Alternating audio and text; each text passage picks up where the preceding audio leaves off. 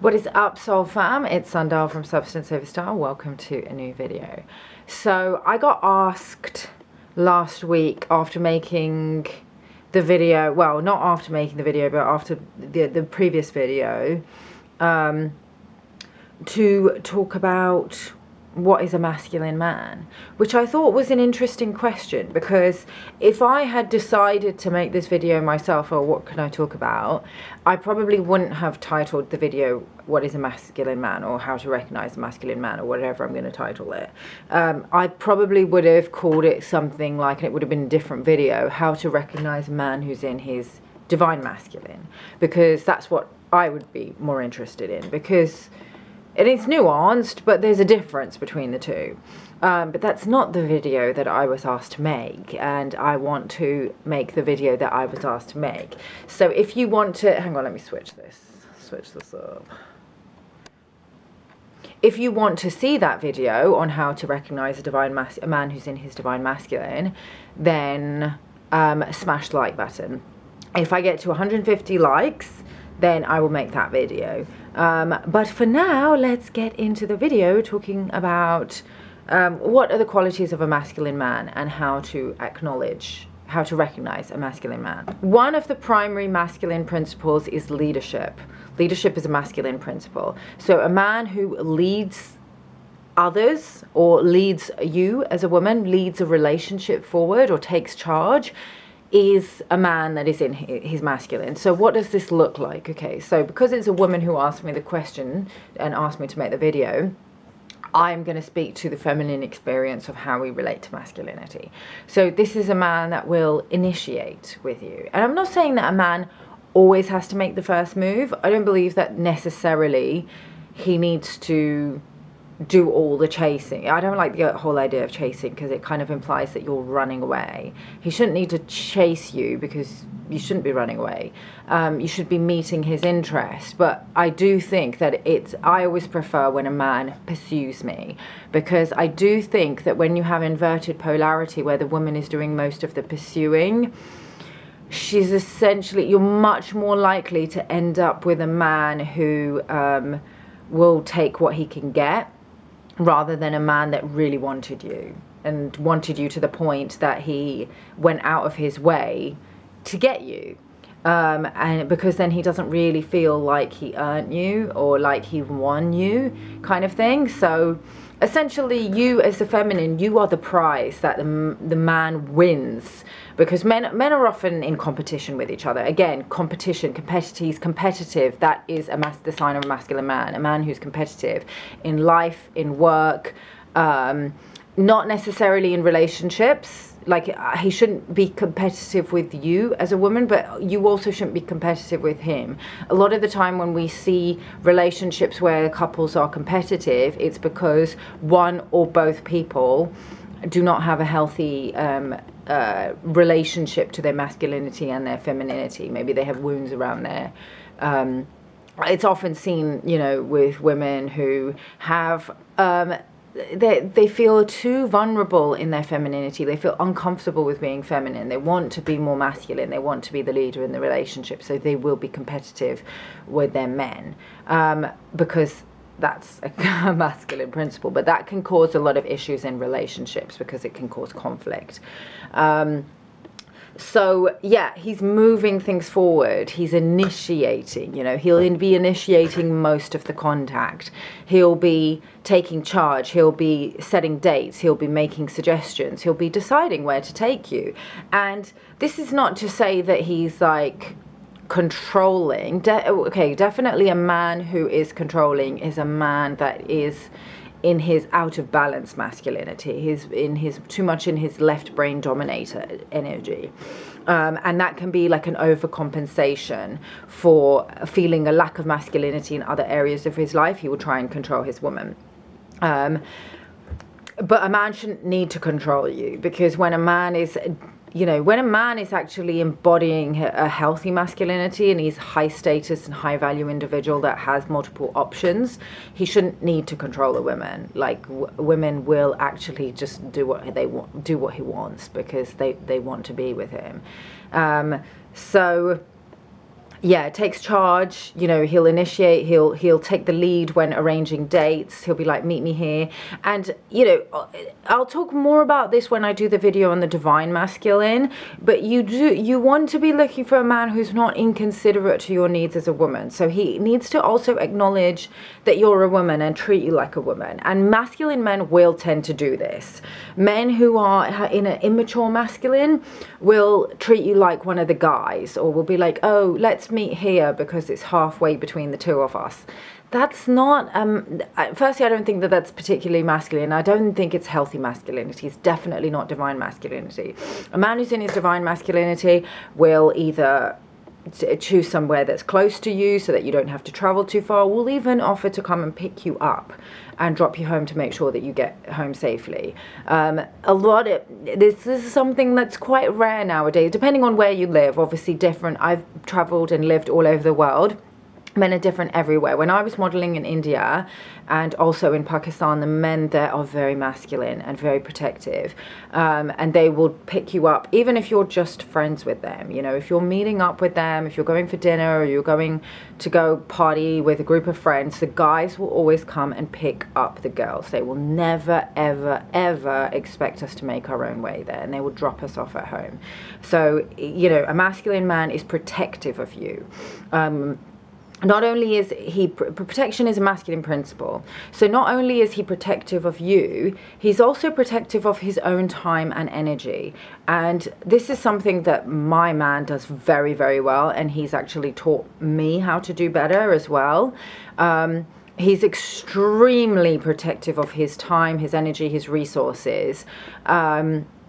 And manages them really well. He's very, very good with energy management, and he's taught me to be very mindful and careful about my energy, because at the time that I met him, I was definitely leaking out a lot of my energy. And this is something that women who are too in the wounded feminine will do a lot of. You see this a lot in very like woke culture, leftist culture, feminist culture. Definitely I was quite woke and quite feminist, left-leaning at the time that I met him, and I was just like, oh, we should be helping everyone, we should do this, we should do that, every cause. But you know, at that time people were just DMing me every single day, can you post about this cause, can you draw attention to this, can you sign this petition, can you get your followers to sign this?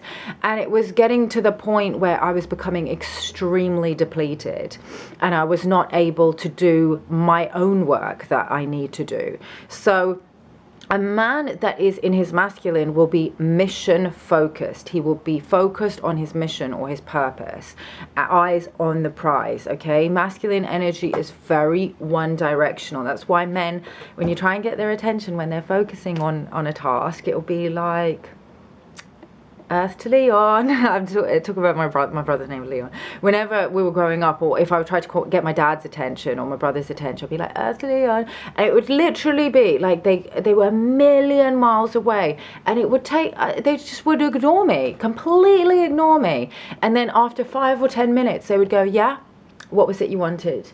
And I'm like, well, I don't even fucking remember what it was I wanted now. Why didn't you pay attention when I was calling you? Oh, I was busy. It's like their mind cannot focus on two things at the same time. And this is actually a very beautiful thing about the masculine, because they can stay hyper-focused on one task and not get distracted and sidetracked by things that are going to take them off their mission. Okay, this is also something that, you know, as a woman, if you're trying to heal from wounded feminine energy, leaky feminine energy, this will help you on your Hieros Gamos journey to start to embody some of these principles as well. Because when I started doing this, my business started becoming much more successful. I started making more money. And I was actually able to help more people. I was able to have a bigger impact. And honestly, it's my partner that has taught me this. You know, he's like, how are you going to help the world if you're always like going to feed that dog or posting about that petition? Like, you can have much more impact if you focus on one thing and become really successful at that. And then maybe one day you can build an orphanage or create a rescue center for animals or something like that. So, you know, I really thought that was very, very valuable in what he was able to bring to my consciousness. So this is another thing, I didn't add it on the list, but I'll say it now. He will seed you with his consciousness, okay? This is the role of the masculine, okay? He will penetrate you with his ideas. He loves to teach, okay? And we resist it a lot, especially women in their masculine. We call it mansplaining. Now, that word is overused.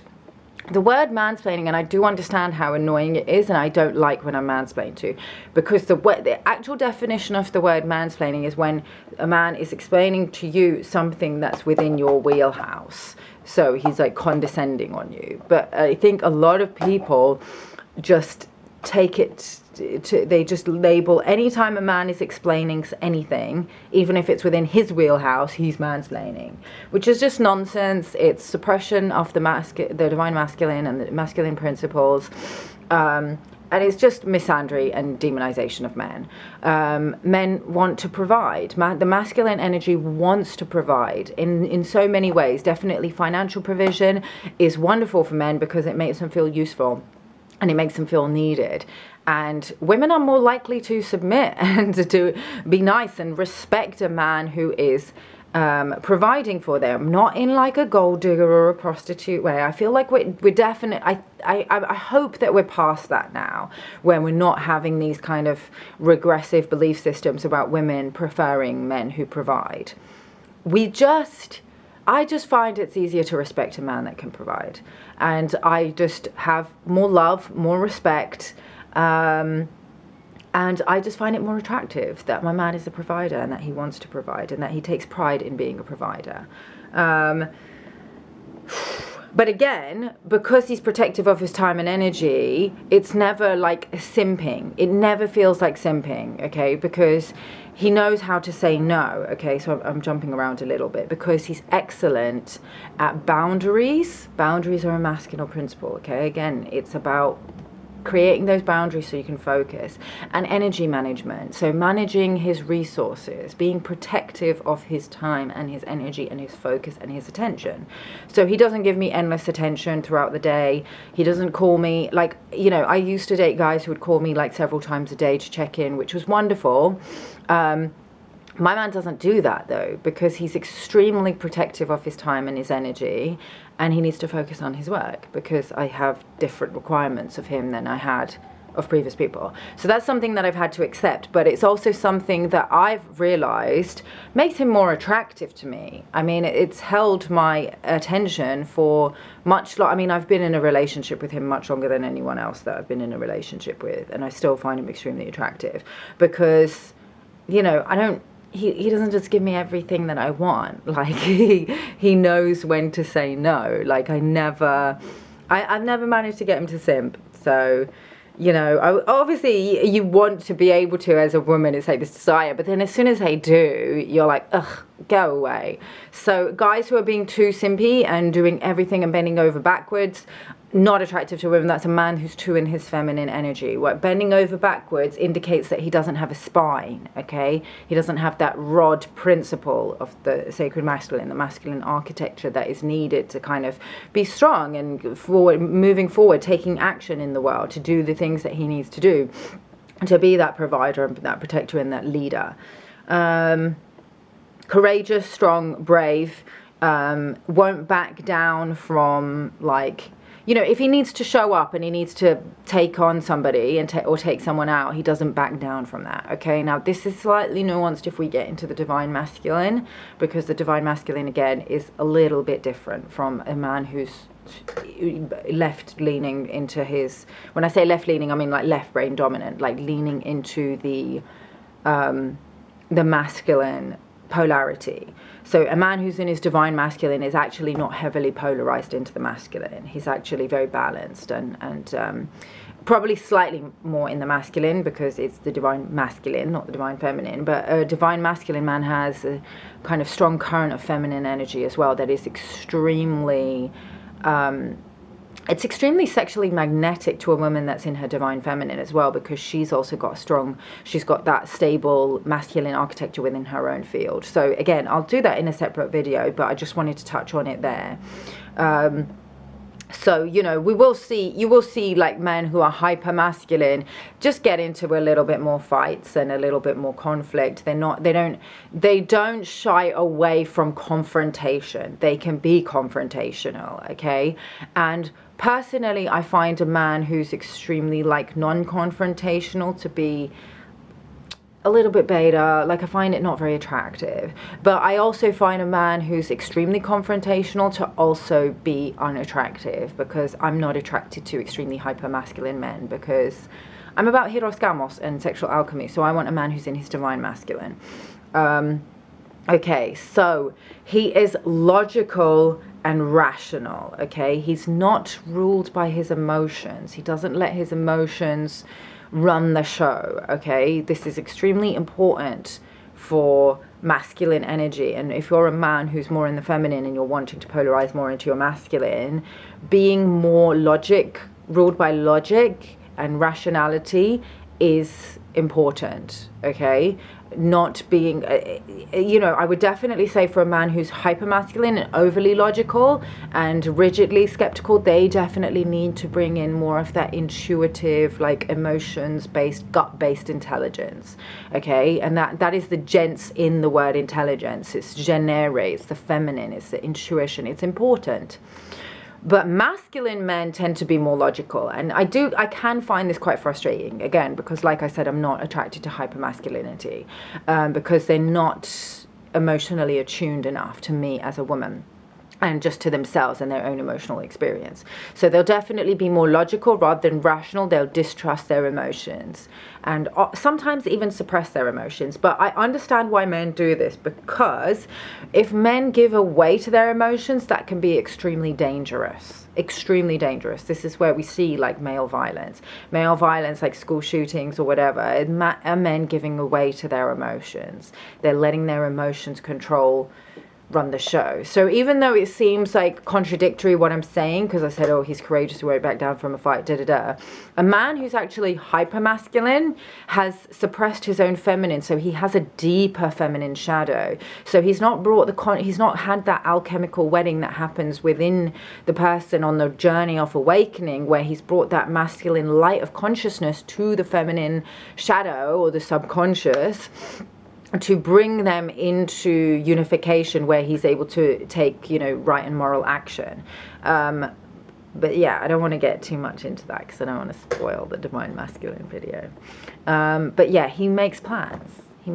He's forward thinking, forward moving. So I understand, like, sometimes women, we can have the experience when we're with a man that he's not moving the relationship forward at the speed that we would like, because obviously women have a biological clock. Men tend to have, especially men who are in the masculine, have more of the financial clock. So that's why, especially if you know, this is where, you know, we tend to see more age gap relationships where the man is older and the woman is younger, because then the man, I have had this experience when I've dated older men, that they want to move things much faster than I'm comfortable with. Now I'm in a relationship with a man who's much younger, so I'm now having the opposite experience where things aren't moving as fast as I would like them to. But you have to be considerate to the fact that a man has a financial clock which needs time to basically, he needs to be able to ground whatever is in the ethers into physical manifestation, okay? So a masculine man will be grounded in the 3D. So this is why when, you know, I talk to women, have clients and whatever who are on the path of divine unification, on the path of sexual alchemy, on the priestess path, you know, they're on the awakening path and they're looking for their divine union, like that relationship that's like, you know, exalted, mission focused. Maybe they've been trapped in the twin flame interface, which I've talked about in previous videos. I'll talk about in future videos as well. They want a man that's like, oh, like really like spiritual, and so they can have this like divine godly love and those, you know, big basically those full body orgasms that you have when you're in divine unification, that open you up to God. I'm going to say, like, my belief is that a lot of the spiritual guys are polarized some of them are too polarized into the feminine. You want a man that's more grounded. My man's very spiritual, but he's way more grounded than he is spiritual. He's open-minded. You know, if I talk to him about this work, he, like, this video he will definitely understand. Okay, we've had multiple conversations about this kind of stuff, but some of my other videos which go a little bit deeper, a little bit more esoteric, it's like that, okay, because he's so grounded in the 3D that it's just, it's like Greek to him, and I fucking love that, okay? If I'd met him 5 years before, I would have been like, oh, he's too matrixy, he's too in this world, because I was a space cadet, and I'll be perfectly honest, I was a space cadet, and I made the mistake of thinking I needed a spiritual guy, and then I did date a spiritual guy who was always trying to it's like, it's interesting because we talk about this whole thing of, you know, when the woman is in her masculine, they're like, the two will fight and for masculinity, and they'll, you know, buck heads because, you know, she's fighting for leadership role in the relationship. That definitely there is that dynamic at play, but what we don't talk about enough, and Gillian Potier actually brought this up in her Feminine Eros Facebook group the other day, and it really hit it home that actually this was the dynamic that was at play in not all of my relationships, but several of them, and particularly with this one guy that I dated who was extremely spiritual. He would compete with me. Well, I mean, I know competition is a masculine principle, but I really did feel like he was trying to occupy the feminine polarity and wasn't allowing me to be in the feminine. And, you know, when I would talk to him about, you know, just spiritual experiences that I'd have and downloads I was getting, he'd be like, yeah. And then he'd come out and just one-up me with something even more spiritual, sometime that he bilocated to another planet and spoke to all these ETs and would just try and outdo me on the spiritual front. And in other ways as well, like he often wanted me to hold space for his emotions, to just way more than he would do that for me. And it